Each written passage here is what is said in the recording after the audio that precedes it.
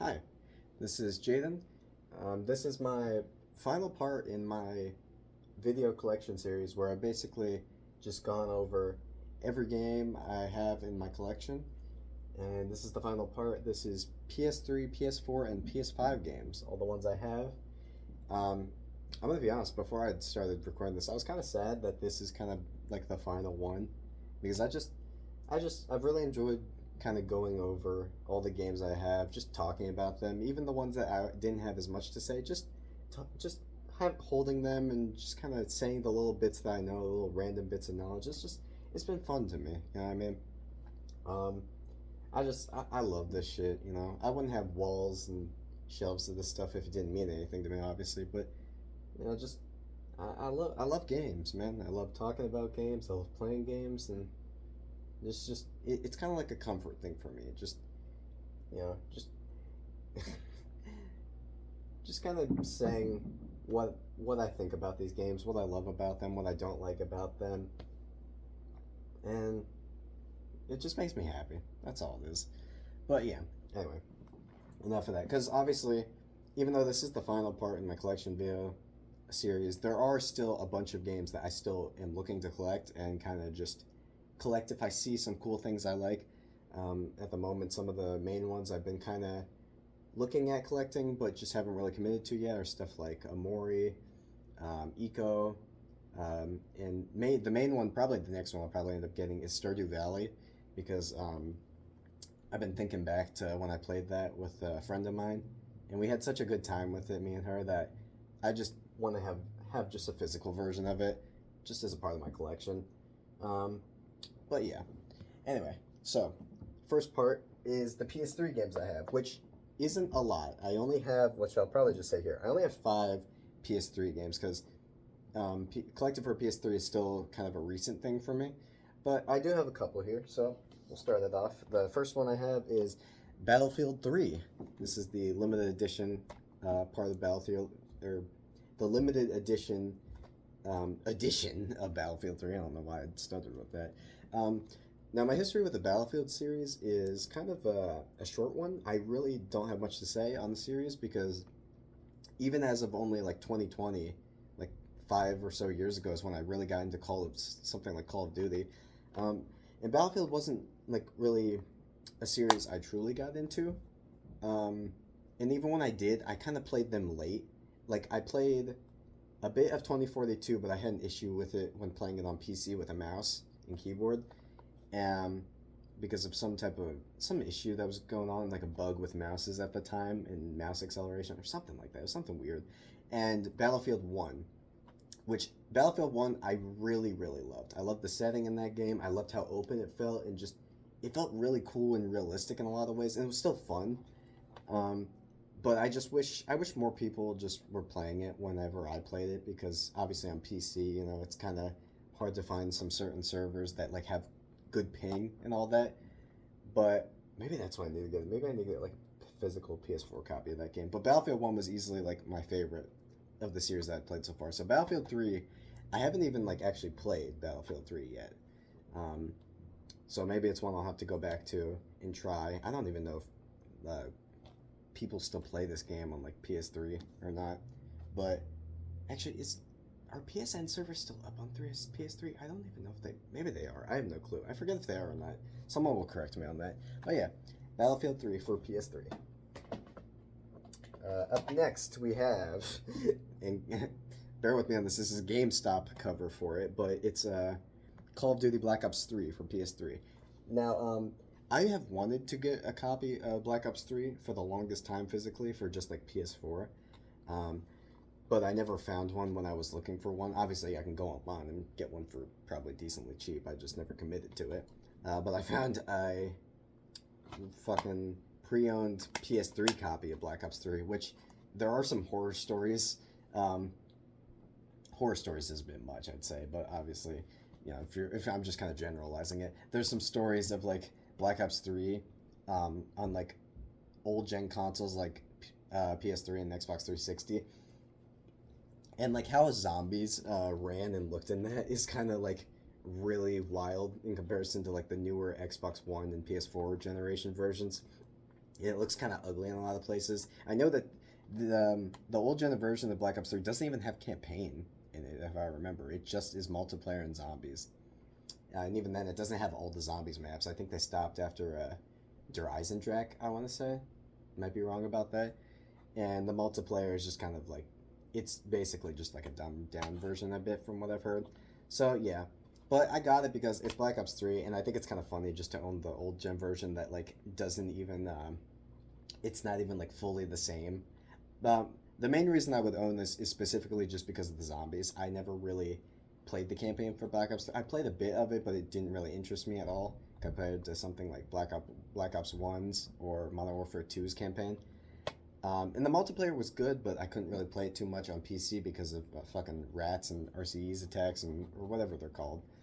So mainly, most of the fun I got out of Black Ops 3 was playing the zombies, which is actually where I got introduced to Call of Duty, was with Black Ops 3 Zombies. I played it at a neighbor's house because our house is like kind of connected to another house, which is the neighbor's. And at the time, they had Black Ops 3, and I was way younger when I played this too. But I still loved it. I still just loved the style and the atmosphere of Black Ops 3 Zombies, and just the music, the weapons, the characters. Oh my god, it was so fun. I always think back on those. It was just really fun.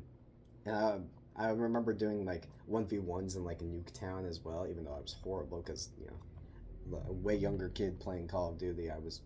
And keep in mind, I only played stuff like fucking, like Mario at the time, so it wasn't great. But yeah, so Call of Duty Black Ops 3, this is my introduction to Call of Duty pretty much. And I'm really happy it started with Black Ops 3, specifically the zombies part.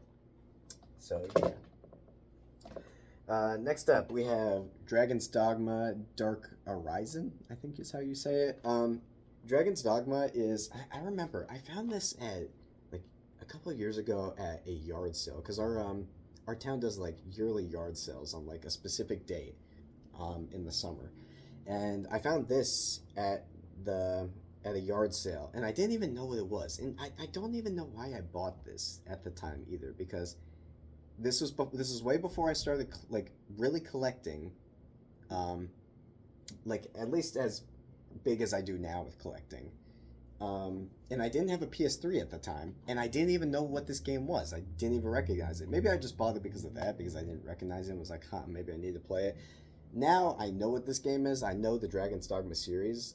Not as much this game, but I know that when the sequel came out for Dragon's Dogma 2, I remember seeing a bunch of gameplay on that, and I know this has like kind of like a co-op system, not in the sense like, but it has a co-op system with, it's not even co-op actually. I think I'm kind of saying that wrong, but you use like multiple like party members and kind of as like a team fight off stuff from what I've seen. And that's pretty much all I really knew about Dragon's Dogma. I kind of got more interested in it once I saw Dragon's Dogma 2, because I was like, oh shit, maybe I should go back and play the first one. But then I lost interest in playing the first one. I like that I still have it, but I don't really feel the need to go back to this one. And I bought it on PC too, thinking I was going to go back to it, and I didn't. So, yeah, I just kind of have this now. I'd probably much rather just buy a copy of Dragon's Dogma 2 for the PS5, because that kind of looks more up my alley. Maybe it's because it's more modern, I don't know. But yeah, Dragon's Dogma. Next up, we have Gran Turismo 5, which I kind of forgot I had this until just now. Because I forgot for the PS2, I had a copy of Gran Turismo 4. So I'm definitely kind of getting in there with getting some of the Gran Turismo games physically. Similar story to Gran Turismo 4, I don't really play racing games all that much, let alone the Gran Turismo games. Gran Turismo 5, I feel like is one I hear the least amount. Or no, maybe Gran Turismo 6. Gran Turismo 6 is probably the one I hear the least amount. But this is probably up there as well. I mainly hear about either the PS2 games or Gran Turismo 7. So, yeah, Gran Turismo 5. I like that I have these. I mean, even like Gran Turismo 4, I could see myself playing.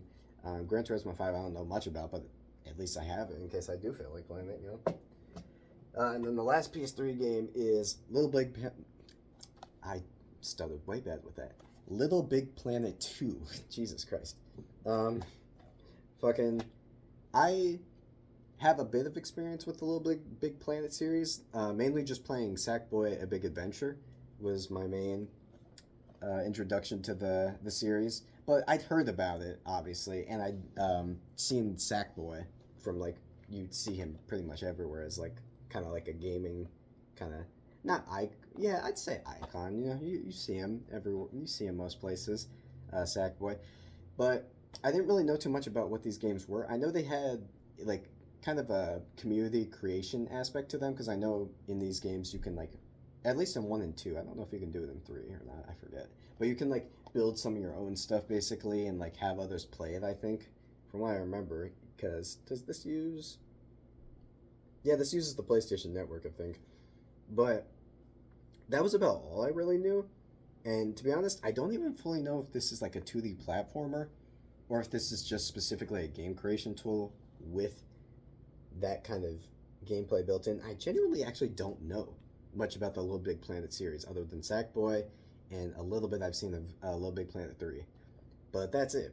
I think I just found this and was just like, oh, I know Little Big Planet. I'll probably grab that. And then I got it. So, who knows? Maybe if I'm feeling like going back through these games, I can start with either this or Little Big Planet 3. We'll see, because I do have that one. Spoilers. But, yeah. Little Big Planet 2. And now we move on to the PS4 and PS5 games. PS4 next, which I think these are going to be pretty good to talk about because I know way more of like games from this generation.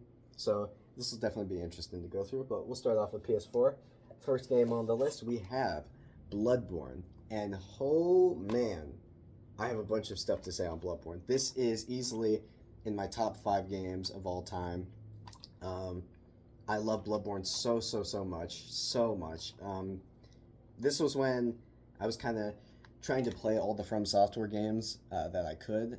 I think I played Elden Ring, Dark Souls, the first one, and then the year after I beat those, I went and played Dark Souls 2, Dark Souls 3, Bloodborne, Demon Souls. I still have yet to play Sekiro. I know. But Bloodborne was the one that the first time I heard about Bloodborne, I think I'd heard the name Bloodborne in multiple places. It just kind of was, I'd heard of the name specifically, and I always just thought like, Bloodborne, that's such a cool ass name. Like, I wonder what this is about. And I think I saw the cover of it a couple times, and I was just always like, ooh, this looks like such a eerie and like gory game from like the little bits of like the cover art I'd seen, and the name obviously. And I think the first time I truly like seen like gameplay of it and figured out what it was watching Jacksepticeye's video on like his 3x3 favorite games of all time, and he talked about Bloodborne in it, and he showed like gameplay of it and all that, and I was like, whoa, this is so cool. This feels like totally different from like just anything I'd seen before, and like the gameplay and all that. And I don't even remember if I saw this like before or after I played Dark Souls and Elden Ring. I don't remember. But either way, I was like, I definitely want to give this game a try. I definitely want to check this out, especially after playing something like Dark Souls and Elden Ring. Because I definitely played this after those. I do remember that specifically. Because I played this for the first time like 2 years ago in 2023. And when I played it, it was so cool. It was such a cool experience. The world and atmosphere of this game, it was so dark and so just gritty with like the fucking European like gothic setting to it. You had all the beasts running around, all the blood that would come out of them after you just slashing and all that. And keep in mind, like, it still felt like a FromSoft game, like, with the Souls-like style, but it was a lot more fast-paced. It was a lot more, encouraged a lot more aggression than just hiding behind a shield like you would in something like Demon Souls or Dark Souls 1 and 2. And I think that made it just really fun, like, for me, just kind of going through. I feel like this is a game I feel like I've gone through. I've beaten this game 4 times. I've gotten all the endings for it, gotten the 3 endings for it, and I've beaten the DLC, the Old Hunters. And it feels like, it's oddly like a comfort game where I feel like I could just go back through and just kind of just plow through it, kind of exactly kind of like how Jack said in his video with it. And I definitely have him to thank for like really wanting me to get into Bloodborne like I did. Same with Shadow of the Colossus too. But no, it's just the story of it had the same kind of ambiguous story that like Dark Souls had too, and just made it really fun to learn more and watch Vadi's videos and all that, and just learn all this cool stuff. The music in it just fits so well with the set. I could go on and on. I could literally go on and on. I love pretty much every aspect there is about this game. It is so goddamn good. I actually remember, I remember times where fucking, because a friend of mine, she would watch me play Bloodborne, and I think I remember her just being like really confused by it because like I would talk about it constantly, and I remember I was playing Dark Souls 2 the first time I was going through Dark Souls 2 in now I remember actually I remember because of this specifically. I went through Dark Souls 2 after beating Bloodborne, because I went through them in a weird order. I went through this after um, God, I mix up my words there. I went through this before Dark Souls 2, yes. And I remember while playing Dark Souls 2, I remember thinking to myself and saying out loud, man, I kind of want to go back and play some Bloodborne. And she just laughed because I talked about it so much. And fucking. Because I think she remembers seeing the part in Bloodborne, and people know this if they played it, where like you have the fucking pig, and if you could do a visceral attack on the pig and fucking like reach into his fucking asshole and fucking kill him. God damn it. And I remember her bringing that up when I talked about fucking wanting to play Bloodborne instead of Dark Souls 2. It was so funny. I just thought about that just now. God, I miss moments like that. Fucking hell. And this was the same friend who I would play Stardew with too, so it's kind of funny looking back. But yeah, point being out of all this is I love Bloodborne so much. I definitely top 5, maybe even top 3 games. I love the shit out of this. This is probably my favorite From Software game. For the longest time, I debated whether this or Dark Souls 1 was my favorite FromSoft game. And I had both of them in my top 10 for the longest time. But then Bloodborne just kind of edged it out a little bit over Dark Souls because, I don't know, I never really knew what it was too. Because Dark Souls and this are both in my top 10. No matter what, these are in like my fucking top 10 favorite games of all time. But this is probably in like my top 5, pretty much. But Dark Souls is still good too. I've beaten both this and Dark Souls 1 probably the same amount of times and like rebeat them. So yeah, Bloodborne. Love this game so much. If you have not played Bloodborne and you want just a really gory, challenging experience that really that still feels thoughtful in its level design, Bloodborne. If you couldn't tell, I love this game. Next up, we have Call of Duty Modern Warfare 2019 specifically. Now, obviously I said my whole rant about Call of Duty Black Ops 3 and how playing zombies from that game on PS4 was my first ever Call of Duty experience. That was the first ever Call of Duty. I should re-say it. Call of Duty Black Ops 3 was the first one I played. This was the first one I truly got into and played for fucking hours and hours on end on my own time too, like without needing to go over to a neighbor's house and play it. Cause basically, my dad, I remember at the time, this was like 2020, I think. He would play this basically, and he would like be playing multiplayer of 2019. And I remember coming in and like always seeing him play stuff like Shoot House and all that, and it just always looks like really like realistic and gritty and like, yeah, I remember thinking like how like grown up it looked in the sense because like I never, obviously it was Call of Duty, it's M-rated and all that, but I never really like played anything, but it still looked really fun still too, even though it was like really realistic, and watching him play multiplayer, it looked really fun. That's all it really was. It just looked like a good time and I wanted to play it, and I think I ended up getting it when it was on a sale, I'm pretty sure, or something like that. But I bought it off Blizzard and played it on PC, and I got hooked. I got hooked with it. And I think this was around the time that Warzone came out, too. This was 2020, like around March-ish when Warzone came out. I think I got it like a little bit after, I want to say, Warzone came out, maybe like April, May-ish, or something along those lines. And I got addicted into playing 2019 multiplayer. This was like what I played like whenever I would like had free time basically. It was just hop on 2019 Call of Duty multiplayer. And a friend of mine at the time, he was also like new to Call of Duty as well, like me, and he got this game as well. And we would just play so much multiplayer together. This was different from the one I was talking about with Stardew Valley and Bloodborne. This is the friend that I would play like Diablo 2 with and all that. And we would.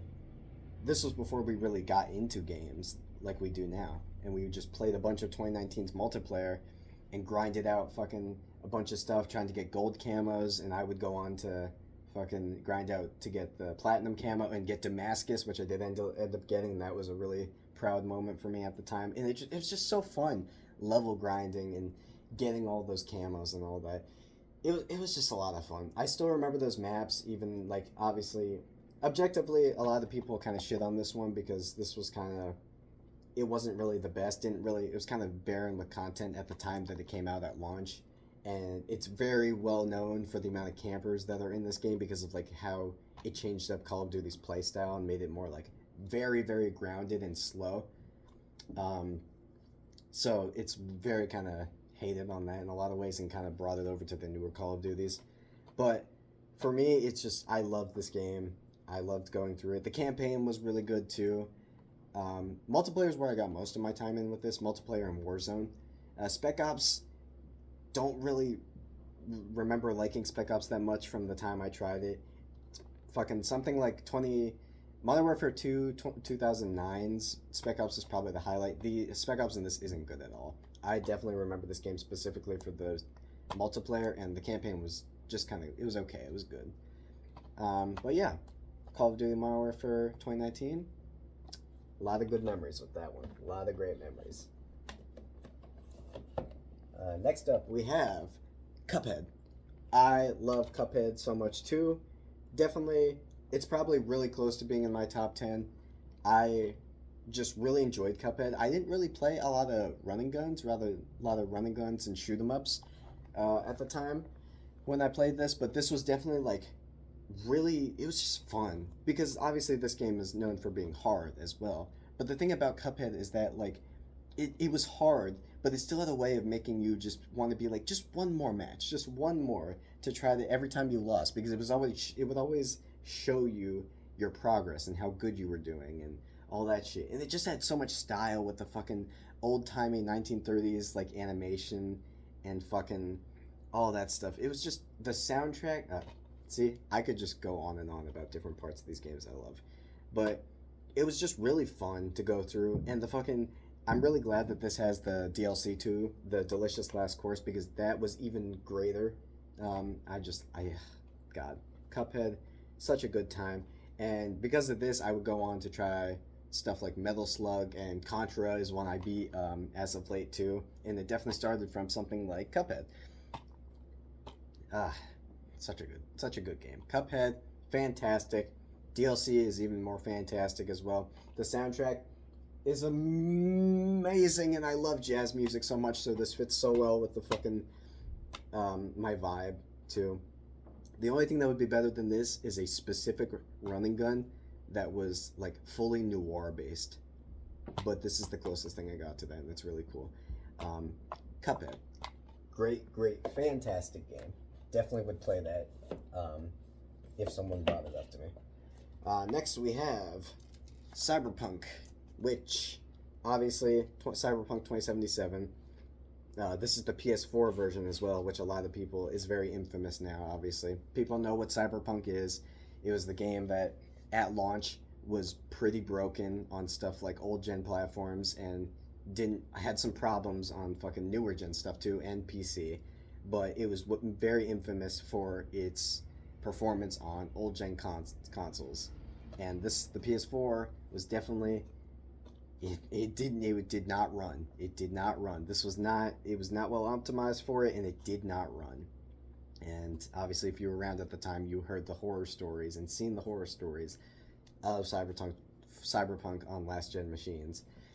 And yeah, it was kind of laughed at and kind of just seen as like a pariah, basically. Just a very cautious story with gaming that had to do with just not pre-ordering games and watching for games quality before it came out. I don't think reviewers were allowed to, either they weren't given keys or they weren't allowed to talk about their performance with the fucking I forget exactly what it was, but yeah, this was definitely a very cautious statement at the time about developers and publishers, more so publishers, lying to their consumers about their games pretty much. And this is a game that a lot of people thought was going to be like big, like the next biggest thing. And it was in development for like fucking years. I think 2013 is when they first showed off the teaser for it. And it would come out fucking how long later, like in 2020. So yeah, obviously it was kind of memed about for a long time when it came out. But ever since, like, it kept getting updates and kept getting support from the devs to kind of like fix up all its issues, all the patches, all the bugs that get fixed, and especially with the 2.0 version of this game and the new DLC that came out, it has way more respect than it did before, and a lot more fans to it than it did before, for sure. And which is kind of nice to see, but definitely a lot of people still remember it for what it was at launch. And this is just the PS4 version. I don't know if this will let me upgrade to a PS5 version of the game that has the 2.0 edition or not. I'm not sure. But it is cool to have it, just because even if it is still just, even if it isn't like the newer version, it's still kind of cool because it's still the fucking broken, buggy mess of a game when it came out, for when it came out. So, yeah, it's just kind of a cool little bit of history, and yeah, Cyberpunk. Next up, what do we got? Next up, we have Death Stranding with our boy Norman Reedus. This is the next game series that came out from Hideo Kojima after he left Konami.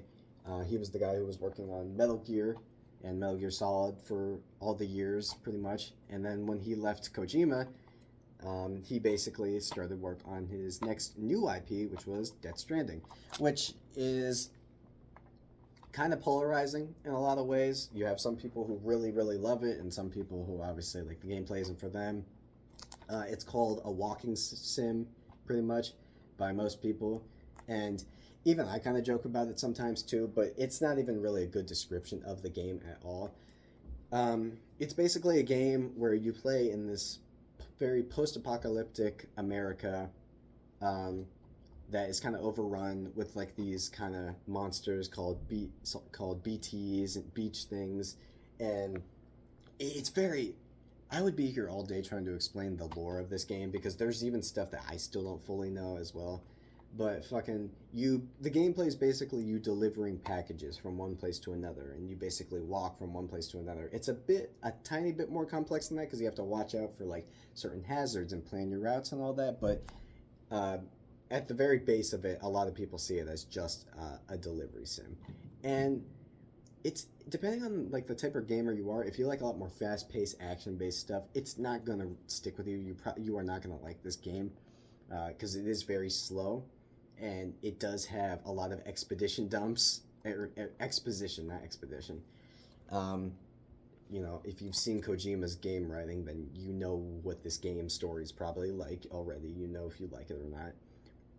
And it's very, it can be quite just hit or miss with a lot of the nuance in it because a lot of stuff is directly told to you and it's very specific. Now for me, when I played this, I did beat this. I went kind of back and forth with it. I would play it and then stop playing it for a little bit, but then just kind of keep coming back to it.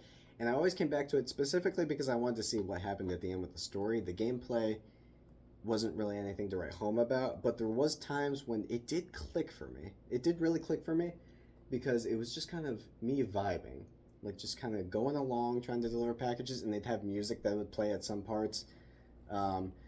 That would just kind of, I don't know, just put you in a mood, and it would just click, and you just kind of go along on these fucking deliveries. And, you know, sometimes the environment would have just really cool bits to look at, even though it did kind of feel all the same kind of sometimes. And, yeah. It's a very odd game, definitely. It's one that you could probably dissect and pick apart like a lot of the stuff about it, and a lot of people probably won't like it, but especially with the fact that now we have Death Stranding 2 as well, um, I think people have started to kind of give this game of a more of an eye, kind of give it more of a chance. It does have a lot of big names too. Fucking, obviously you have fucking Norman Reedus, and you have Troy Baker, who's like the main antagonist of the game, and fucking Guillermo del Toro. His face is in the game too, so you have a bunch of other actors as well.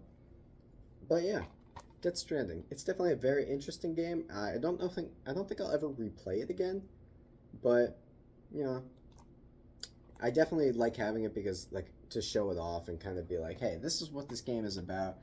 And who knows, maybe years down from the line, maybe I'll want to just pop it in and see like this is what it was. This is what it was about. So, Death Stranding. Next up, we have Diablo 3 Eternal Collection. Obviously, I've said a bit before when talking about Diablo, about my experience with Diablo and Diablo 1. Diablo 1, I played and loved the setting, loved the fucking action RPG approach to it. And Diablo 2, I would play with my friend, Lucas, and just going through that was some of the most fun I've had co-op.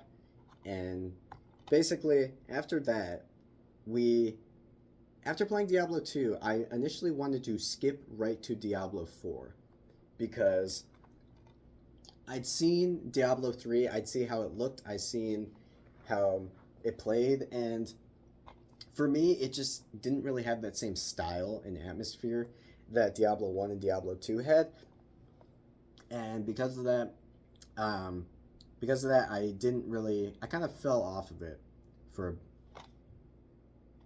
and because of that, I kind of like fell off of it for a little bit there. Or fell off just wanting to play Diablo 3 because I didn't really have much interest in it, like with the environment. So I wanted to skip instantly to Diablo 4, but me and him bought a copy of Diablo 3 for PS4, and we just thought about trying it out, see if we liked it, and it wasn't really clicking for me. I forget what my friend thought of it at the time, but it really wasn't clicking for me, like in terms of the style. It felt very more cartoonish than like the fucking dark and gritty style of Diablo 1 and 2. And the gameplay just, maybe it was because we were playing on controller as well, but the gameplay just didn't really click for me. So, yeah, it was one we just put down. And I forget, I think my friend would go on to sell his copy of it. But I kept it just because I could see myself kind of going back into it if I was in the right mindset. But, yeah, Diablo 3. And next up, we have Kingdom Hearts 3. Now, I think I put this along with the D's in the alphabetical group because it specifies Disney's Kingdom Hearts, but I'll probably just end up switching that back to K's. Anyway, not the point. So with Kingdom Hearts 3, obviously in my last one, I gushed on and on about how I loved Kingdom Hearts 1 and 2, and how they were some of my favorites. And Kingdom Hearts 3 is kind of a different story because I didn't really enjoy Kingdom Hearts 3 as much as 1 and 2. And to be honest, nowadays when I think about Kingdom Hearts, I don't really think about this one too fondly. Even though, obviously, it probably had, like, way better gameplay and way better, like, fucking atmosphere for its worlds. I don't know, it just didn't hit as much as Kingdom Hearts 1 and 2 did for me. Other than the ending, I'd say. Other than the ending. And probably the intro cinematic. The intro cinematic for this game hit me in the feels when I first saw it. I was like, oh man, because they went over the whole series with that intro cinematic. And before I played Kingdom Hearts 3, I made sure to see every little bit of Kingdom Hearts info in game that I didn't play myself, because I only played 1 and 2. But I'd seen cinematics and stuff for Chain of Memories, Dream Drop Distance, 358 out of 2 days, Recoded. There's probably another one in there I'm fucking forgetting about, but you get the point. basically just made sure I had all the knowledge of those before I'd started Kingdom Hearts 3. And I'm really glad I did that because this game definitely expects you to like know info from all of those games. Not saying you probably couldn't enjoy it if you didn't know that info. It's just if you want to get the most out of it, that's definitely the way to go about it. But yeah, I will say this game did have some really cool worlds. You know, obviously you had fucking Frozen, Monsters Inc., Big Hero 6, Tangled. Pirates of the Caribbean one was probably the one I remember the most, with its like fucking whole like different realistic art style to it. But I will say they do play less of the Final Fantasy elements, or at least the characters in this game. Like you don't see any of like Squall or Yuffie or Aerith or any of the Final Fantasy characters that normally get mentioned. You know, so that kind of did stink for me a little bit. But yeah, it's definitely not one I like the most. It's definitely my least favorite out of the three I've played, but it has some merits to it. It's just not one I probably want to go back to really. Though I might have to go back to this because I never did play the Remind DLC all the way through, and I would probably want to play that before Kingdom Hearts 4 comes out. But we still don't really know too much on that, other than like the teaser that was teased, and they're kind of just working on the background. Square hasn't really said too much about it. But yeah, I will say Kingdom Hearts 3 definitely has really great looking box art. I love how this looks with like the fucking colors and just everyone like being there. It looks really nice. And you got our boys, you got Sora, you got Donald, Goofy, looking real snazzy. But yeah, Kingdom Hearts 3. And next up, we have Final Fantasy XIV Online, the complete edition. This has fucking Stormblood, Heavensward, and A Realm Reborn expansions included with it, and fucking 30 days free of a subscription. Now, I've gone, like I've said in my past videos, I've gone like pretty heavy into the Final Fantasy series, but I haven't played 14, which is the one that a lot of people know because of it being like the MMO, you know, akin to something like World of Warcraft and, you know, all that. But with Final Fantasy XIV, I've tried 2 times to go back into Final Fantasy XIV to like it, but it just, I kind of ended up like just dropping off of it. But I've kept wanting to go back into it because of like, obviously, like how good people say the expansions are, and you have something like fucking Endwalker, which had like really great scores at the time and all that, like in terms of the story and all that. And I bought this because at some point I do want to push through and kind of beat the first like A Realm Reborn, because that is the one that everyone says is like, oh, that's pretty, like it's pretty, that's dog shit. You just got to get through that one to get to the actual good ones. But the thing is, it's like fucking 40 plus hours long or whatever, it's 60 plus hours or whatever to beat the first expansion, and that's a lot of time to sit through on a game that's kind of a slog to get through. But I want to get through because I want to try the other expansions and all that, and people say like after that it does get good then. So that's why I ended up getting Final Fantasy XIV, because I do want to get into it. It's just not the one I want to get into right this minute, especially when I could be playing a lot of the single player ones. But at some point, when I don't really have a game to play for a decent bit there, I do want to get into 14. And also, I'm hoping it plays better on the controller, because I really didn't like how it controlled on PC. But that's kind of like how MMOs are meant to be played, I feel like, with keyboard and mouse. So I might be shooting myself in the leg with this one. But yeah, Final Fantasy XIV. And I haven't played Final Fantasy 11 either. I remember I showed off the fucking box to that I had, the PC box. So I haven't played any. I played them both, but I haven't really gotten into them, I should say. So yeah, just to clarify. Anyway, next up we have Final Fantasy 15. I have a lot to say about this one. This is easily the most flawed video game I have ever played. It is not the worst video game I've ever played, but it is easily the most flawed. And for a lot of ways, for me, that's kind of worse for me. Or at least it gives me more to talk about, because I don't really have a specific worst game of all time. I think for a while there it was Amnesia Rebirth, but even the title like worst video game of all time, like I don't know. It's such a weird title that like I don't even fully believe in really. So it's just I don't know. But this Final Fantasy 15 was easily the most flawed video game I've ever played. It has way too many issues to it, but also isn't like fully fucking like horrible at the same time. So the way it's like it's so weird. Now, let me talk about the story with Final Fantasy 15. So the story with this is that before any before I like really got into Final Fantasy, I think I might have played I beat 7 or I didn't beat 7 or something like that. But the point was I was really trying to I wanted to get into a Final Fantasy game. So I remember being in a call with two of my friends at the time. One of them would be the friend that would go on to play Diablo 2 with Lucas, and another friend who doesn't really matter for this conversation, but that's just the point. There was two people I was in call with, and I remember bringing up because I saw on Steam Final Fantasy 15, and I knew that one was like the action one, and so I remember bringing up like, hey, we should all get into a Final Fantasy game, and the Diablo 2 friend basically as a joke left the call, and I remember I was laughing about it at the time. Now, what's ironic about that is because later on, this would maybe like a couple of years later, basically, he would end up getting into Final Fantasy 15, and I don't remember what it was that prompted him to get into it again. I forget what I said or what. Maybe I was just bringing up Final Fantasy again or something. But he basically went through 15, and he liked it.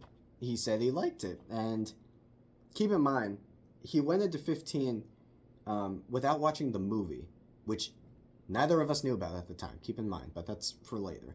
Anyway, he said he really enjoyed it, and so that was basically what would get me and him, onto really getting into more Final Fantasy games, even if they were different ones. You know, he would go on to play 16 as well, which is one of his favorite games still too.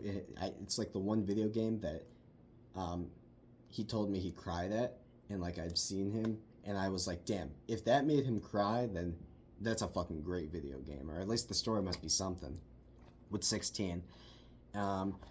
And, you know, as of this year, he went back through and played 13 and 13-2 for the first time, which I never could have ever seen him beat. I never could have seen him playing that, like, a year or two ago, which was really wild to think about. And he beat Stranger in Paradise and probably another one that I'm not thinking of at the time, like right off the top of my head. But the point is, he really got into Final Fantasy after beating Final Fantasy 15. Now, where this comes into me for this story is that after he played and beat 15, I was like, all right, bet, I'll try playing this as well. And I couldn't do it.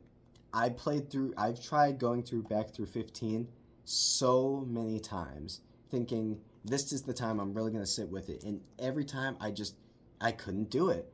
I always had a problem with it. I didn't like how the combat felt. I didn't like how the world felt. It felt so weird and like unfinished in so many ways. And the story felt so like broken up, and it was so weird. And me and him would joke about it like a lot, that like, hey, when are you going to go back and beat 15? When are you going to go back and play 15? Oh, you should play 15. And it was so funny because like this was like the first game I was like, hey, we should get into a Final Fantasy. It would be this one. And I figured I would say this one because it was the only action one. He doesn't really do turn-based games. So I mentioned this one, obviously. And I just could never go back and play and finish this game. And then I keep in mind, this was after the amount of times I tried going back and playing this. I had another moment where I was like, you know what? I want to go back and I want to try playing this again. It's going to probably have the same result, but I wanted to try. And me and him found out, we would later find out that there was a movie connected to Final Fantasy 15. It was called like Kingsglaive or something like that. And I remember asking him one day, I was just like, hey, would you be down to just watch this tonight? And he was like, bet. He was like really down for it. And so we sat and watched the Final Fantasy 15 movie. And it was actually really good. It was actually pretty good. We really had a good time with it. And we didn't know that you were supposed to watch this movie before you played this game, because it would make so much more sense for a lot of the different events in this game. And holy shit. Like, even fucking my friend who, like, had already gone through the game story and, like, because he didn't really play games for story, you know, he played them for the combat, and this game had good combat for him. But after watching the movie, it made so much more sense for him for the game.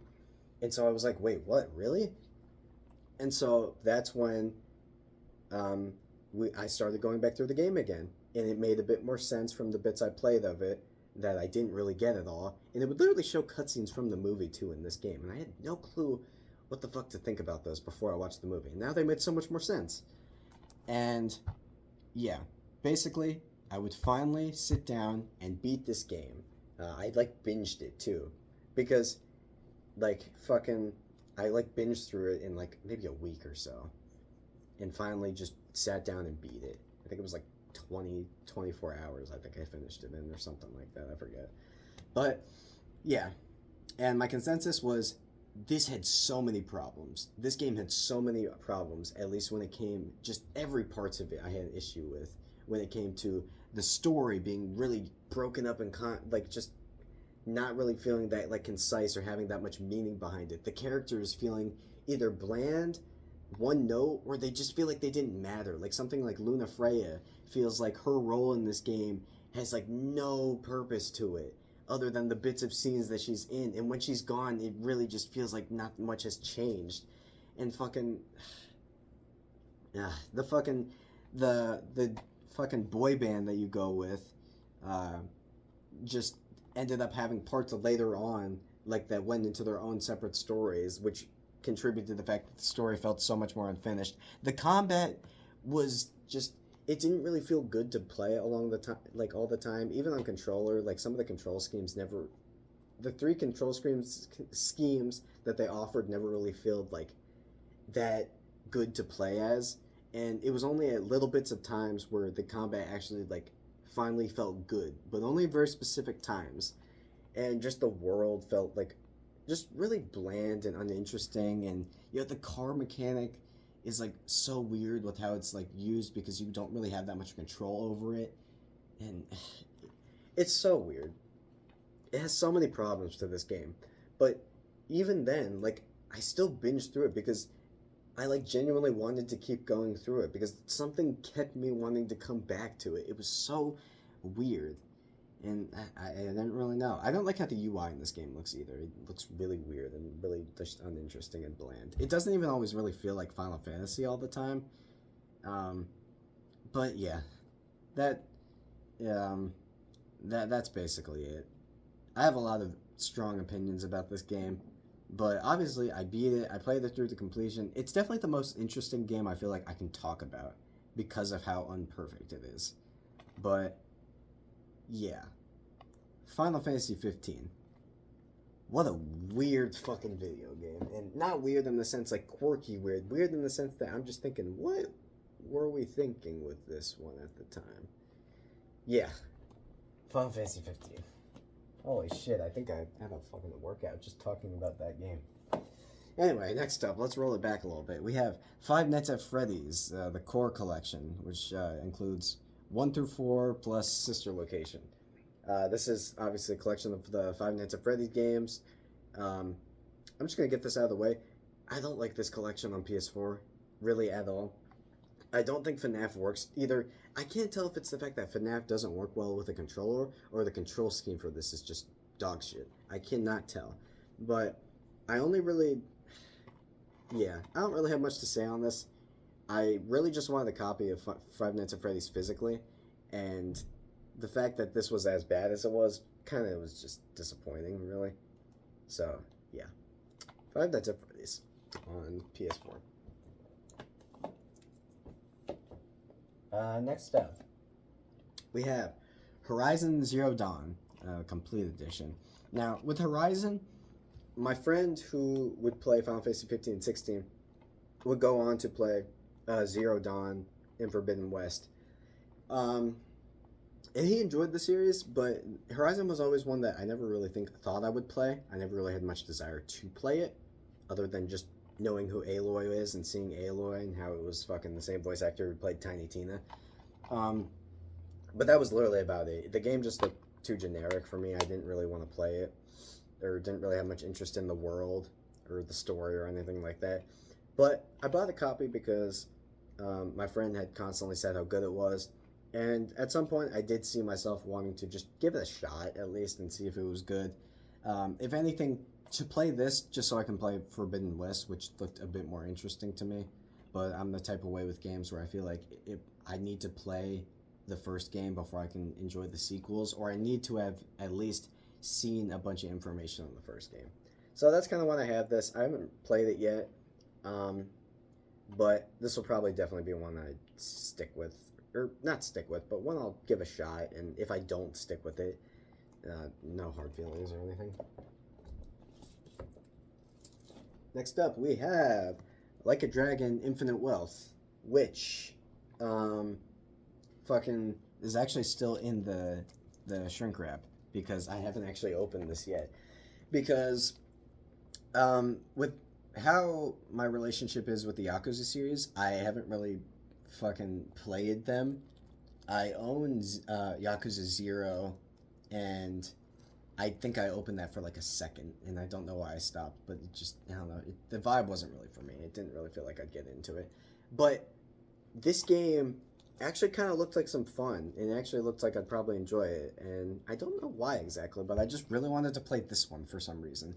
But obviously with this being like the newest one at the time when I wanted to play it, I wanted to have at least played something this, because this is basically like a new story after Kiryu's story, and I wanted to play the game that started this new storyline before I played this one, so I could appreciate this one better, which was Like a Dragon Yakuza. And I bought that on Steam, and I've actually sunk a decent bit of hours into that game, but haven't finished it because the gameplay, I don't know, just it never really stuck with me. But I really liked how the story was going. Like, the story actually had me really invested in it. But the gameplay wasn't really, like, doing it for me at the times when I did play it. But I really want to go back and finally finish that because I want to try out this game. I know that there's a song from this game that also specifically made me want to play it, which was Honolulu City Lights. This is such a weird game for me. I don't fully know why I want to play this one sometimes, but then sometimes I'll be like, yeah, I want to play this game. It's a weird one. It's a weird one. I need to go back and play it Like a Dragon Yakuza. Yeah, Infinite Wealth.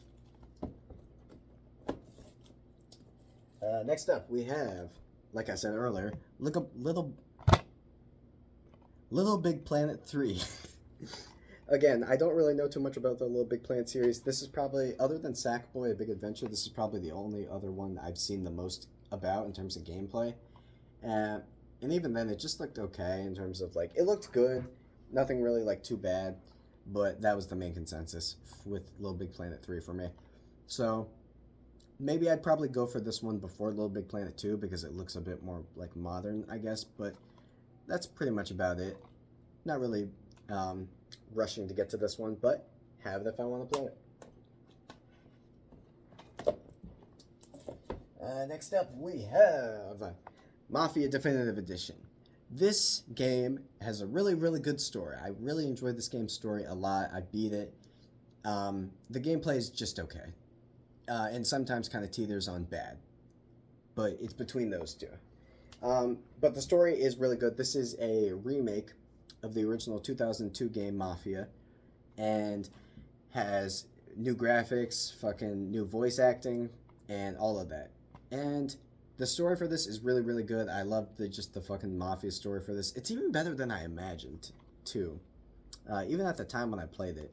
But a different friend of mine, a different one from the two I've already talked about today, with the Stardew Valley one and the Diablo 2 one, he surprisingly was interested in Mafia, the 2002 one and this one, but he had problems with playing both of them at the time.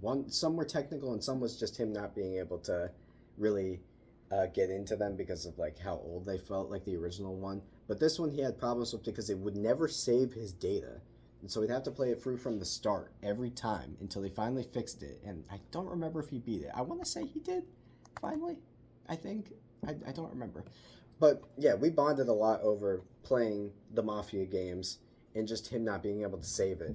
But I did end up beating through this game, and the story, like I said, definitely a really good, really memorable story for me. It's what I remember this game for. The gameplay is okay to bad. It's just okay. But yeah, no, it has a great story with fucking cool voice acting, really good performances, and the ending is pretty good as well. So yeah, Mafia Definitive Edition. I love this type of style too. I love that time period because it has a lot of jazz in it too. Next we have Marvel's Spider-Man for the PS4. Good game, and to be honest, that's probably what I normally say when this game is brought up because this game has a great story, way better story than I thought it would have, and the web slinging from is really satisfying. The web slinging from building to building is probably my favorite part of this game. I don't really care for the side quest content in this, and the combat is better than I thought it would be, but at some point does get kind of repetitive depending on how you look at it. But for me, it kind of did. But it was still good at parts. Um, and honestly, just way better story than I thought it would have too. But yeah, the web slinging and the story are definitely what I remember the most from this. I haven't played Miles, and I haven't played the newer Spider-Man 2, but I am probably interested in giving Miles a shot whenever I just feel like more Spider-Man, but don't really want to go back to this one because I've already beaten it. So yeah, Marvel Spider-Man.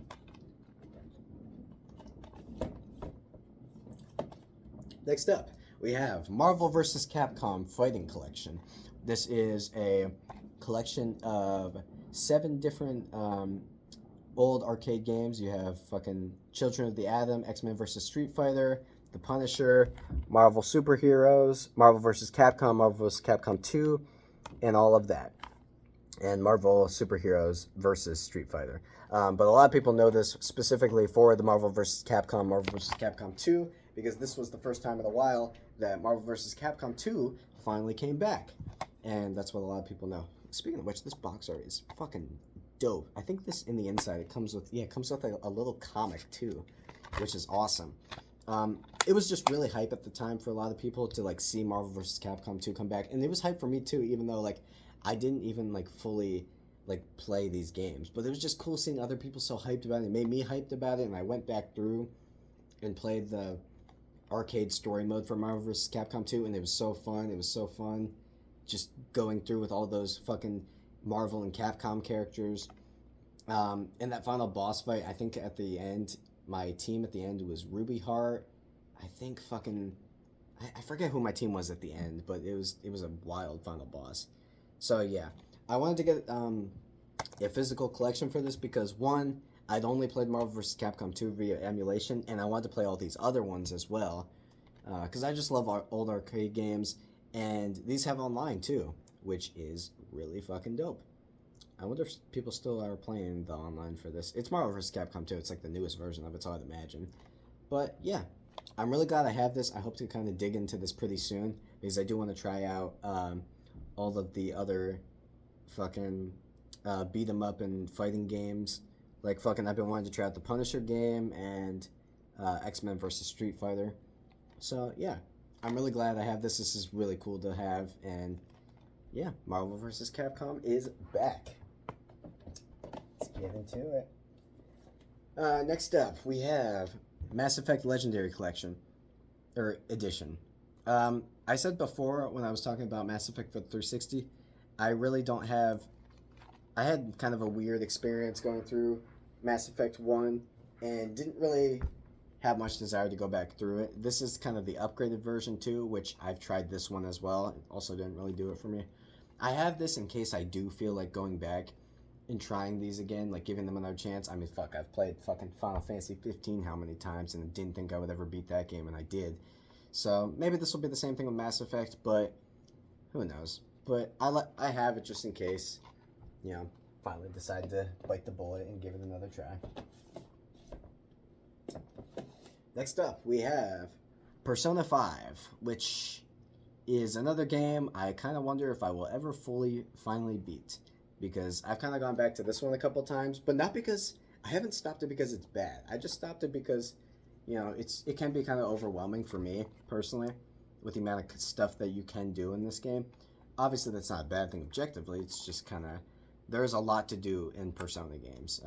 Fucking managing your tasks and all that, and making sure you have enough items and stuff to go through the dungeons. Which I think in this game the dungeons are like actual like defined dungeons, which is cool. Because I think in the other games they were like pre. I think they were fucking randomly generated. So that is cool that in this one they are very specific. Obviously, you're a fucking high school student just trying to manage between like hanging out with your friends, getting your tasks done, and fighting evil as the Phantom Thieves. You have Joker, our man Joker.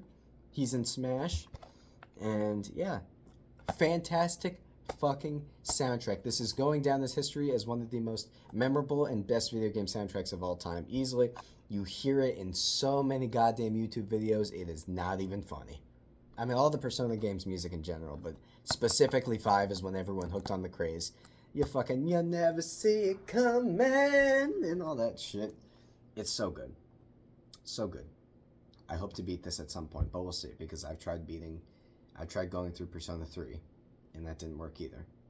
And something tells me I'd probably do the same thing with Persona 4, and probably not even beat that. Persona 5. Anyway, next up we have Resident Evil 2 Remake. Great remake, fantastic remake. Not really much to say about it either. It's just really, really good. It's a really good remake. I've played most of the Resident Evil games, and definitely one of my favorite series. I'm really excited for Resident Evil Requiem to come out at the beginning of next year. I need to see the demo for that game, because I know that game did get a demo, and gameplay of it is out. I just haven't seen it yet, and was wondering if I even wanted some of it spoiled, but fuck it. I want to see what it's about. But Resident Evil 2 Remake is fantastic. It's a very faithful remake to the original PS1 game with fucking updated graphics, updated everything, updated combat, and it really does feel like just a classic horror game. Really just great vibes, great setting, the police station, fucking the sewer parts, and just everything. And you have fucking Leon's and Claire's side. Great time. Great time. Honestly, great time. Next up, Resident Evil 4. Not the remake. This is the original 2005 version of Resident Evil 4. This is not the remake. I do. Sorry. I do need to get the remake of Resident Evil 4, though. But this is the OG Resident Evil 4. And this game kind of has a different reputation because this game still kind of uses tank controls still. And because of that is a bit harder to go back to than some of the others, like the remakes, obviously, which try to circumvent a lot of the older Resident Evil issues, which were either fixed camera angles or you had shit like this. But I really enjoyed this game. After a while, I didn't really mind the controls at all. I've gotten used to it, and it's just a really good time. Just blasting away fucking the villagers, and getting rid of the Las Plagas and all that, and you're trying to save Ashley and all that. It's just a good time. It's not really survival horror, but it's still it's way more action based. This is what would set the Resident Evil series on a very more action tone compared to its OG PS1 games. And then it would kind of flip-flop back and forth with Resident Evil 7, Resident Evil Village, and now it doesn't even know what the fuck it's going to be. But it seems like it's going more back to horror with Resident Evil Requiem. But Resident Evil 4 is still a great time. It's very more scary themed, if anything, which is what I'm quoting from Scott the Laws, because I agree with what he said about it. But it's still a very fun time, and highly recommended if you really like the Resident Evil series.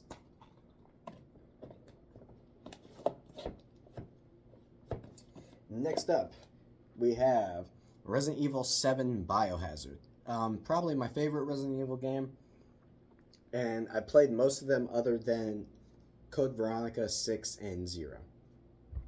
But Resident Evil 7 is definitely my favorite of the bunch. I think this was the first one I played, so I don't know if maybe it's just bias on the one I played first is my favorite. But even after going through all of them, and some of the original PS1 games as well, this game still ends up being my favorite. The latter half of this game isn't perfect, and it does kind of fall apart a little bit, you know, once you get to the boat, and after that, it does kind of slow its pacing down tremendously. But the fucking, even still, the fucking Baker household, the Baker family, Jack Baker, Margaret Baker, Lucas Baker, all of that, the style, atmosphere, it feels so confined into this one house that it feels like very like limiting in a lot of ways. You know, you have very very tight resource management with like trying to make sure you don't waste anything. Um, the fucking creepy ass soundtrack and sound design works really well, and it just feels like a creepy slasher film, but it's not like just a slasher film in the sense that it's something straight like uh, Friday the 13th. Like it feels very dark and unsettling still too. And obviously you have fucking I don't know why I forgot her name. Why did I forget the fucking kid's name? The creepy ass girl. I don't know why I'm forgetting her name. But obviously she's a big part in it. Gives you fucking Ring, the Grudge energy from that shit. And it's just a great time. It also has really photorealistic graphics for the time and still looks really good to this day.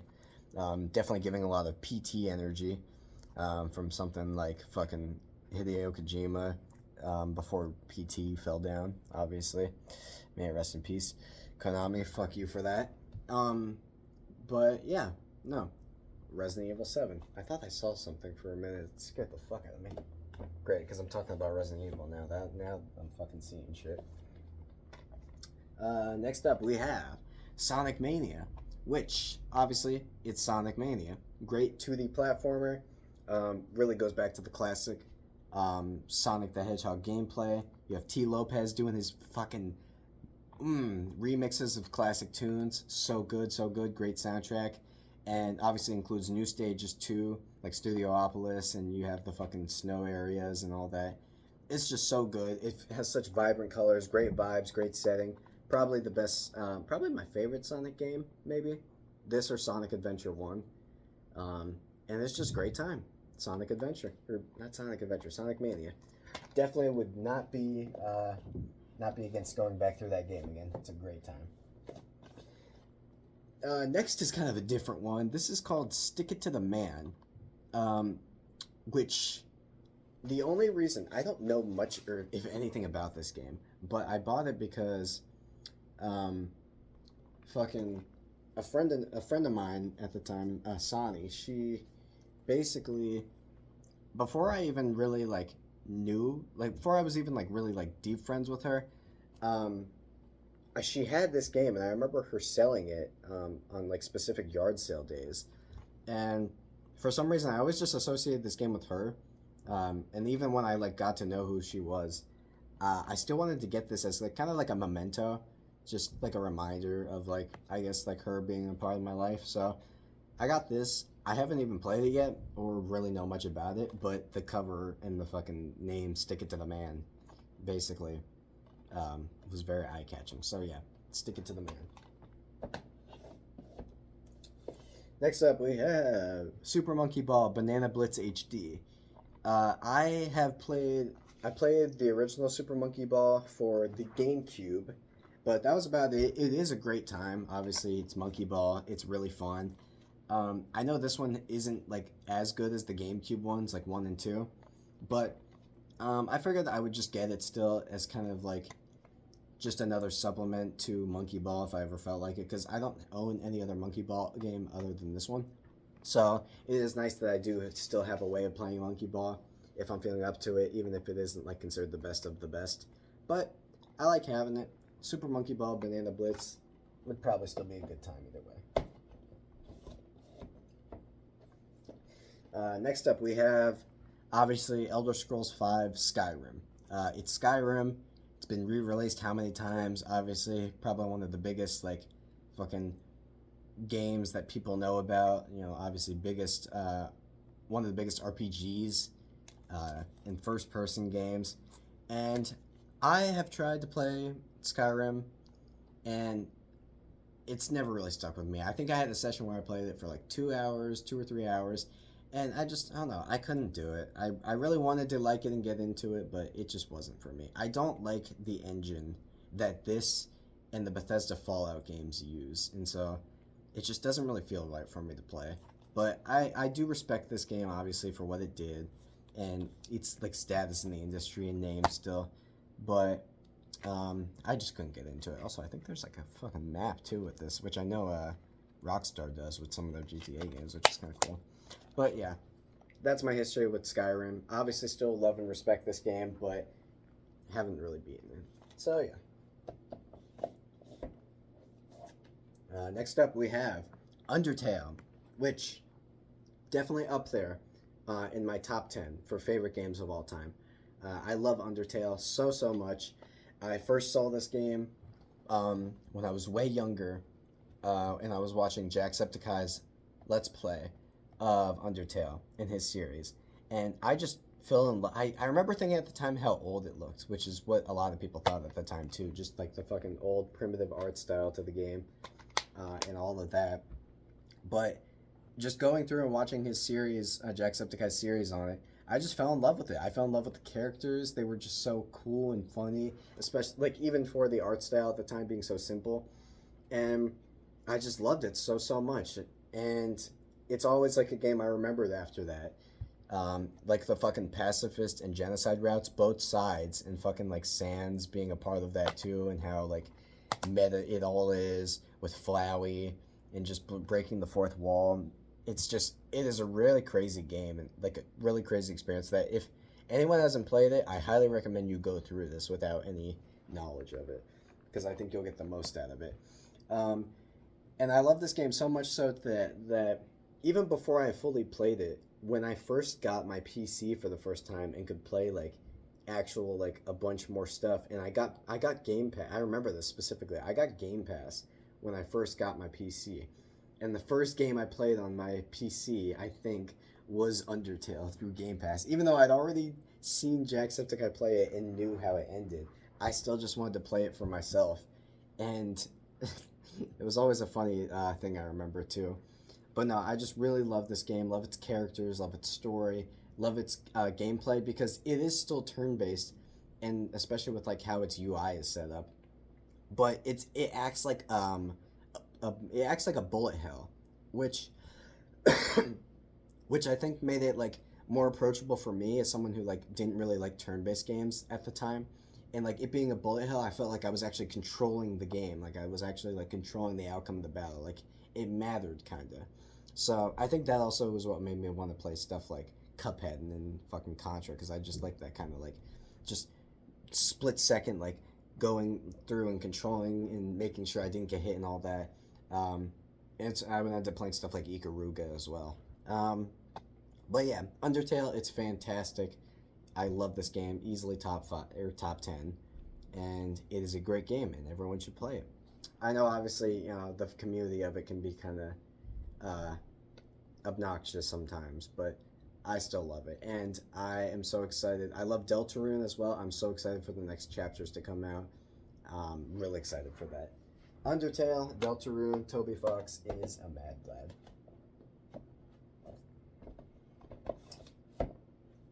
Next up, we have Uncharted, the Nathan Drake collection. Now, with the Uncharted series, I have only... Okay, well, I'll talk about the main 3 for now, for PS3. But Uncharted, this is a collection of Uncharted 1 through 3 for the PS3 on the PS4. The only one I've beaten and played is Uncharted 1. Well, actually, correction. I played Uncharted 2, but Uncharted 1 is the only one I've beaten. Uncharted 1, it's okay. It's okay. It set the foundation for the series, but it's just okay. That's about it. It's probably one of the most forgettable games for me is Uncharted 1. And I played it because I wanted to play Uncharted 2, which is the one I heard about and everyone said like was the best. And so I played Uncharted 2. And it just didn't do anything for me. It didn't really do anything for me. So I put it down, basically. But yeah, that was my history with the main 3 Uncharted games. I didn't even play Uncharted 3. So I just was like, alright, maybe this series isn't for me. Maybe it's just not it. So that was how it was for these 3 Uncharted games. So that's what I have to say on those. But, next up, we have Uncharted 4, A Thief's End. I really adore this game. This is my favorite Uncharted game, even though I've only played and beaten the first one. I played a bit of 2, but that was it. But Uncharted 4 is fantastic. Probably one of my favorite PS4 exclusives. Um, and I just really enjoyed this game. I enjoyed its story. It's actually still in the case too because I haven't opened it because I played it originally on PS Plus was how I first played it, and then I got a physical for it because of how much I loved it. I love this game's story. I love this game's fucking action blockbuster kind of vibe to it. I love the gameplay. It feels really tight and really nice, and I love the voice acting too. You know, because Troy Baker's in this as well, fucking with Nolan North and all that, and it's just really really good. It's really like solid. It's a really solid game. It has great graphics still, and this came out in like 2016. It still runs and looks great too, especially if you get the PS5 remaster, which ups the frame rate and all that too. And it's so good. PS4. If you're looking for a good PlayStation exclusive, play Uncharted 4: A Thief's End. It'll give you that blockbuster action adventure kind of feel to a game. Love it so much. Good, good. And the final PS4 game we have is Until Dawn, which is a game I so badly need to finally finish because I have not finished this game.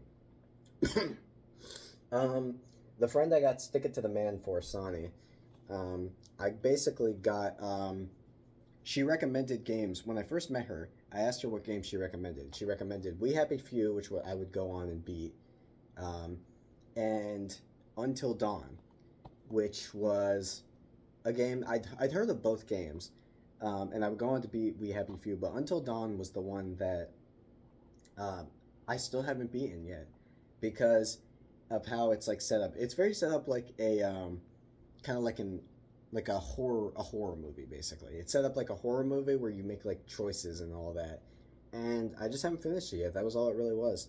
I've been wanting to like sit through this one like at nighttime, just plow right through it, just trying to go through choices with it. I just haven't really gotten around to it yet, but Until Dawn, definitely hope to get through that. All right, now we're through the PS4 games. Now the last of them is the PS5 games. The last of the games I have to show.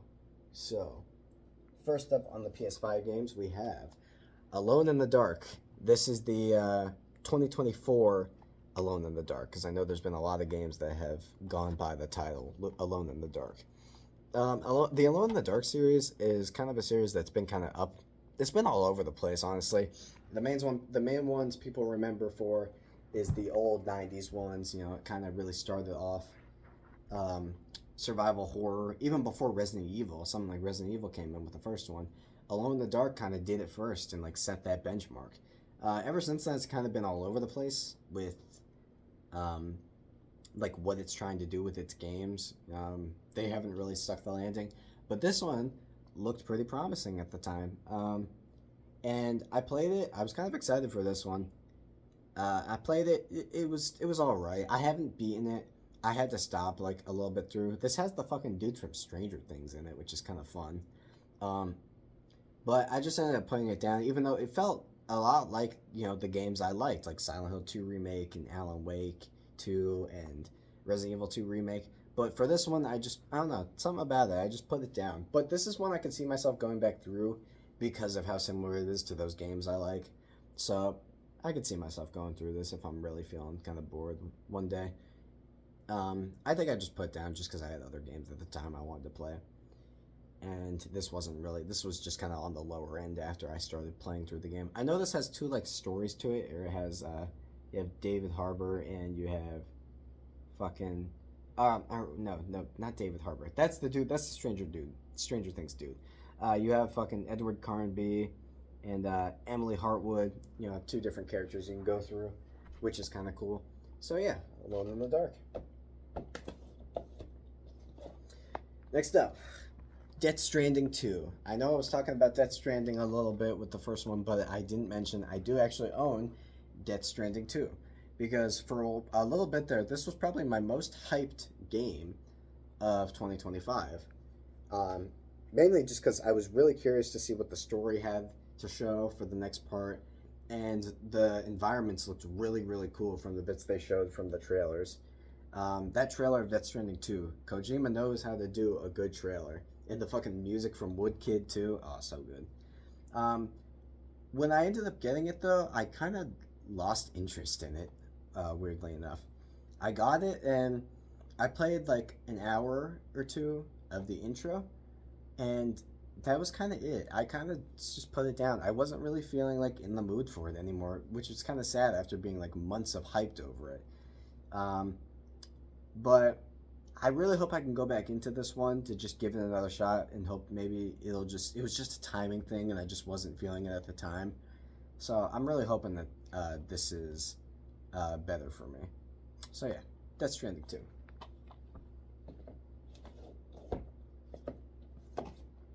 Next up, we have Demon Souls for the PS5. This is the remake of the PS3 Demon Souls. It is probably my preferred version of Demon Souls. I like this better than the PS3 version.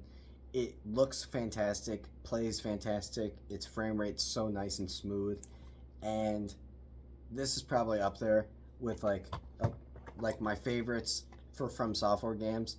I pretty much love all of them.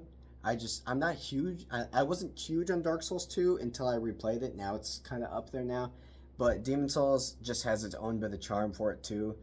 It's definitely up there with me with Dark Souls 1 and Bloodborne and Demon Souls. So these are probably the three of my favorites. Dark Souls 3 is good. And Dark Souls 2 is good too. But they're not as good as the main three for me. But Demon Souls remake is really good. Love its soundtrack, love its style and theming. It really takes advantage of like the fucking PS5's hardware with like the shadows. Even though this doesn't use ray tracing, all the shadows and shaders, everything is baked in. But it still looks really, really fucking cool. And I love it so much. I love Demon Souls. It's so good. I'm really glad I have a physical of it now. And the game just looks beautiful. It's just a beautiful looking and playing game. Demon Souls.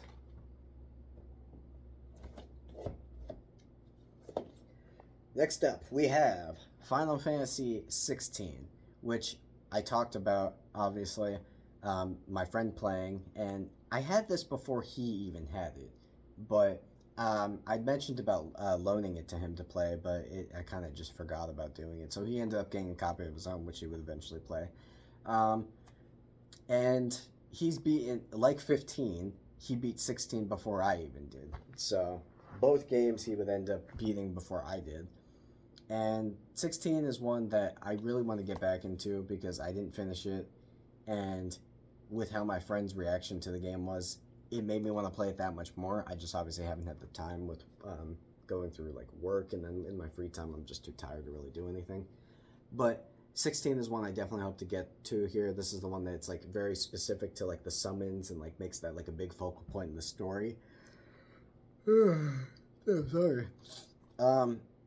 But that's kind of like the main point with this game is like the summons basically, and it has like way more action combat. I will say, from what I played, I like this game's combat so much more than I do 15, so much more. So yeah, definitely looking forward to getting back into this. 16. Final Fantasy 16. Next up, actually, because of how this is set up here, let me grab this one first. Next up, we have Final Fantasy VII Remake Intergrade, specifically. Now, obviously, I gushed about Final Fantasy VII, the PS1 version, because that's what I would play first. That was my first Final Fantasy game I played and beat, was 7. And I played the original PS1 Final Fantasy VII because I wanted to play the remake here. And this was before I even got a PS5. I got a PS5 specifically so I could play Final Fantasy VII Remake. That's how interested I was in this game at the time. So I got a PS5, and I would get a copy of Final Fantasy VII Remake. And this was before Remake was on PC. I literally had to get a PlayStation to play this game. So I played through this, and I loved it. I loved it so much. I loved the remake. I definitely think I preferred the original still compared to the remake, but I love the characterization of Tifa, Barret, Aerith, and Cloud, and Sephiroth in this game more than I do the original, because in this they have an actual voice, they have like actual proportions, and it just works better for me personally. So I love the game's combat too. It's very like like weighty and still feels like Final Fantasy VII's world, which is really nice. It's really nice. Um, and yeah, this game does have pacing problems a lot of the time, where it does feel like everything kind of just stops or like really slows down sometimes. Um, which is probably my main concern with this game. It's probably the main like nitpick I have. Not even nitpick. That's a big problem. But obviously, it has great combat. The story, obviously, fucking Tetsuya Nomura comes back to work on this game's story, and so it goes fucking batshit with like time and all that. Mr. fucking Kingdom Hearts himself. um, but yeah, I love the Final Fantasy VII series, and this is no exception. I would go on to play fucking Crisis Core 2, which um, I need to get that for the collection too, even though I have kind of mixed opinions of Crisis Core. But yeah, Final Fantasy VII. I thought I fucking hit myself there for a minute. I thought I fucking pricked it. My finger. Next up, we have Final Fantasy VII Rebirth, which is one of my favorite games I played from last year. Rebirth, the thing with me is that I don't really do open world games that much. I don't like. I have to be in a very specific mood, and the world has to be very specific for me to really play through an open world game. So when Final Fantasy VII Rebirth came out, or when it was before it even got announced, I wasn't kind of looking forward to this because I knew that the part after where Final Fantasy VII Remake takes place, it's going to move into like the more open-ended parts of the original game, which I was like, oh, that's going to be open world. I don't know how much I like that, but I would wait. I waited for it, and trailers for it came out, and it looked really good, and I was really excited for it, basically. And then when it finally came out, I kind of forgot about it a bit there. I bought a copy for it, so I had it, but I kind of just forgot about it because I wasn't like it was just a similar situation. I wasn't in the mood for it at the time, and didn't want to like just mess up my experience with the game by playing through it if I wasn't feeling it. So I waited a decent bit, and the Final Fantasy friend would go on and play through this game after 16, I believe, and yeah, he would go on and play through it for me, which was his fucking theme, was beating these games before I did. And he had a good time with it. And then finally, this was like December, when this was like the month of December, around Christmas time, when I finally got in the mood for it. And I finally sat down and played through it, and I got hooked with this game. When I had free time, I was playing Final Fantasy VII Rebirth. I was going through this game. I played this game late at nights until early in the morning. I beat this game on Christmas, actually. I fucking, oh my god, I remember this shit too. Fucking, on Christmas Eve, I was playing this, like, all throughout the night, like I was doing weeks prior, just playing it all throughout the night until early morning.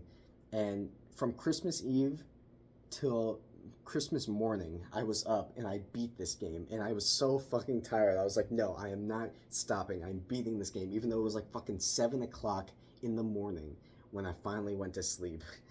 And it was Christmas too, so I only had like a couple hours sleep before I had to wake up again with the family. So it was just a wild ride. This game, for how little developed, because I think this game only took like 3 years to make, or like less than 3 years or something like that. And it's so polished. The gameplay feels even better, even though it's pretty much the same. The world is beautiful. You know, it has like a bunch of side quests you can go through. I actually did a decent bit of side shit and like tried to make sure I saw everything. I got really addicted into the card game Queen's Blood, and like played every single match and like beat like every side quest with Queen's Blood, and like beat the final Queen's Blood boss. And fucking the characterization was even better in this game. You had fucking Red 13 come in, you saw Sid, Vincent, Yuffie came into the party. You had more characterization with like fucking Tifa and Cloud on his goddamn Cloud syndrome again in this game. And they like it's has different parts than the original Final Fantasy VII too. Like, it mixes up some stuff, and not everything is the same. You have fucking Cissnei from Crisis Core comes back into this game. Kate Sith, obviously. Fucking The gold saucer is so colorful, so nice, so playful. Just every location just oozes with fucking passion. And it's so good. And obviously the soundtrack, fucking amazing remixes of songs and original songs. It's so good. It's just so good. I would play through this game again. And this is a long ass game. I think I ended up like beating this in like 60 hours. And it was so good. I actually remember I would like put songs on Spotify too. Like I would play some Spotify songs like late at night when I was just like going through and grinding through some enemies. Ah, God. Great game. And that's saying a lot for me because I don't really play a lot of open world games. Probably one of my favorite open world games up there with like Elden Ring. But yeah, it makes me so excited for the third and final part of the Final Fantasy VII Remake series to come out. And it's kind of sad knowing that it's going to take a couple years. I'm going to be in my fucking 20s by the time the next game for this comes out. That's wild to think about. Defy Destiny together on the back. Oh, man. Also, the lyrical main theme songs for this game and remake, from Hollow to Promises to Keep, so good. I still listen to them like everywhere, especially Promises to Keep. Walking city streets with warm cobblestones. Oh, it's so good. Final Fantasy VII Rebirth. If you haven't played it, obviously play the remake and maybe even the original one if you're really feeling daring. They're both great games, and this game you'll get so much more out of if you played those. Fucking fantastic. Next up we have Guardians of the Galaxy. Now, I haven't played through this, but I've heard that this is a good game. Obviously, with stuff like the Avengers game that came out, like Marvel's Avengers that came out, people were like really excited for that one, especially seeing how like the Spider-Man game turned out from Insomniac. But when Avengers came out, it was kind of just bad. Yeah, it was kind of just not what people wanted from that type of game. So when Guardians of the Galaxy got revealed, it kind of just lost a lot of interest because of how bad Avengers did. But it turns out this game was actually really good. And would even get some awards on Game of the Year, I believe. Or Game Awards would give it some awards. It didn't get Game of the Year. But yeah, I bought it just because I heard it was good, and I think I bought it off someone. So I was just like, I'll play this at some point, but I'm in no rush to play it. It's just a matter of if I'm feeling up to it, I'll play it. And plus, I'd probably want to see the Guardians of the Galaxy's movies before I actually jump into this one. But from what I heard, it's a good time. Next up, we have Helldivers 2, Democracy Edition. Obviously, Helldivers 2, it was really big last year, especially with like fucking being everywhere. You know, you're fucking fighting for democracy, for fucking Mother Earth and all that, and oh my god, this was everywhere. I didn't get as into this as everyone else did. I bought it, and I think I only played the tutorial thinking I was going to play so much more of it with a friend of mine, but I think there was an issue with crossplay at the time, and he would go on to play it a decent bit, but I kind of lost interest with it.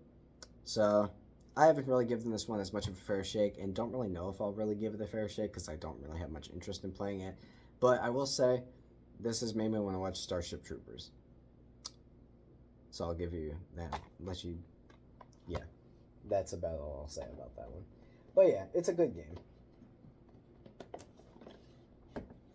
Next up is Silent Hill 2 Remake. Now, I gushed about the Silent Hill series as well in my last video, and said basically with Silent Hill 2 that it was good when I went through it, and the story was really, really good. But I didn't really appreciate Final Fantasy II like everyone else did. I just thought it was really good, and that was about it. And I moved on to the other games and really enjoyed the other games as well.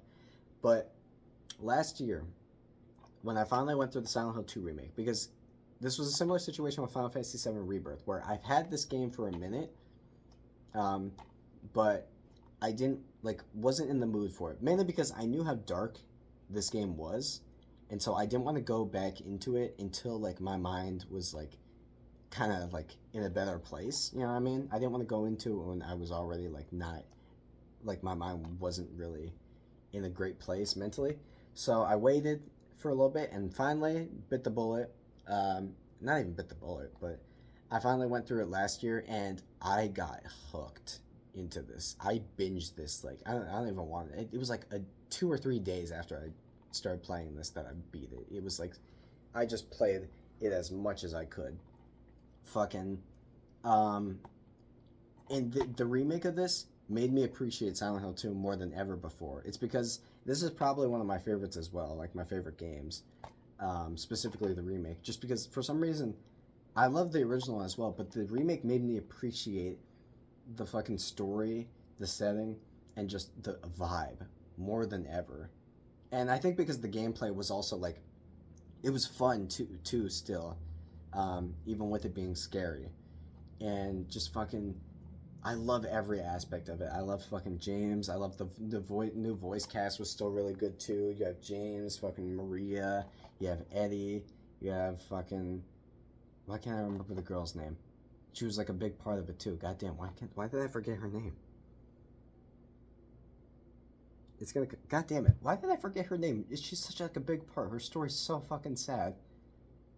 But yeah.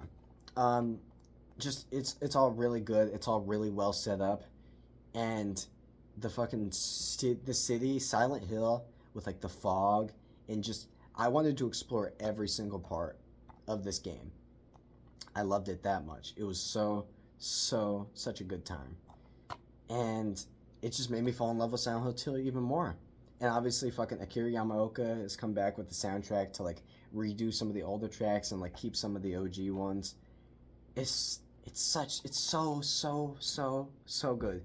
If you at all want to play Silent Hill game, please play this one because obviously the original two Silent Hill 2 is great too. But I know a lot of people would be probably turned off with like some of the combat and like how old that one is. So if not, please play the Silent Hill 2 remake. It is so goddamn good, and it's a very dark game, as like I've said last episode. Silent Hill 2 is a very dark game, and this um, is not.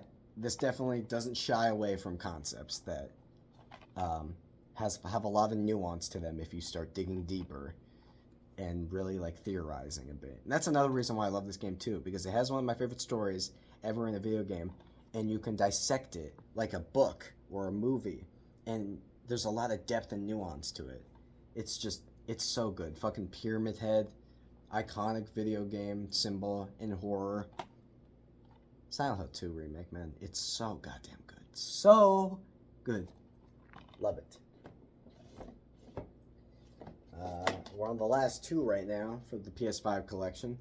We have Sonic Frontiers, which I didn't really enjoy that much.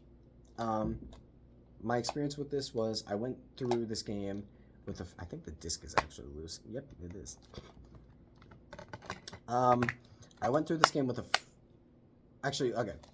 Originally, I played like a couple hours of this and put it down because I thought it was kind of boring and just wasn't really for me. And then my friend got a copy of it, and we basically played it alongside each other in call, and we would like share screens and all that. And that's where most of my enjoyment from this came from, was just playing it alongside each other, just kind of like talking about stuff, guiding each other and all that. This game uses a lot of old Sonic music too, and we would remember just jamming out to a bunch of old Sonic music and just fucking laughing and shit. And this is the Sonic Heroes theme is in this game. The Sonic Heroes, and we constantly like mentioned that and just played that so much when we played this game. So much so that I don't even think we remember any of the original music specifically for this game. We just remembered the reused tracks from old games. But yeah, that's where I got most of my enjoyment from with this game, was just playing it alongside him and listening to the older music, because I really don't like this game otherwise, and it was kind of a slog to get through towards the end when he'd already be in the game and I had to play it through it on my own. But yeah, Sonic Frontiers. And last but not least, the final game of the PS5 list and the final game in my collection, Teenage Mutant Ninja Turtles, the Cowabunga Collection, which is, funnily enough, I got this today. I got this game today from a thrift store. that my mom had went to a thrift store yesterday, and she told me that she sent me a video showing me that they had games there, and so I got this in Grand Theft Auto 4 from it. And this is a collection of some old Teenage Mutant Ninja Turtle games, like some of the fucking NES ones and Turtles in Time. I forget which ones this all includes. I forget how many games. It doesn't specifically say, I don't think. It doesn't specify which games. Yeah. But it's basically a collection of a lot of the old NES kind of NES and arcade Teenage Mutant Ninja Turtle games. Obviously, like the cartoon and the movies were big at the time. Fucking, and the games were even bigger too. So I kind of got this, even though I do own a copy of Teenage Mutant Ninja Turtles for the NES, and that game is infamous for how hard it can be. I still wanted to get this because it was an upgraded version and it includes some of the ones I didn't have. So yeah, Cowabunga collection. And that, ladies and gentlemen, is God, I'm dying. Sorry. That is every single game in my collection. That is all the Xbox, PC, Nintendo games from GameCube, Wii U, all the Genesis stuff, all the PC stuff, and all my PlayStation stuff. And that is everything. And thank you guys all for, if you've seen all these different parts or if you've just kind of watched certain parts of some of the videos, thank you for being here. And it was really fun just going through and talking about these games I love, man. I'm definitely not done for collecting. I'll definitely be trying to get more games and trying to build up my library even more and getting just some games that I've always wanted to have and just kind of going along with it and just showing off my collection and being able to play these cool games and these cool worlds. I feel like there's just having these walls of entertainment is just really cool to me. Just being able to pick out a game and be like, that's this world. That's what this is about, and be able to talk about it. It's really cool. So, yeah. Thank you everyone for seeing my collection, and yeah, hope you all have a fantastic and wonderful day and wonderful night.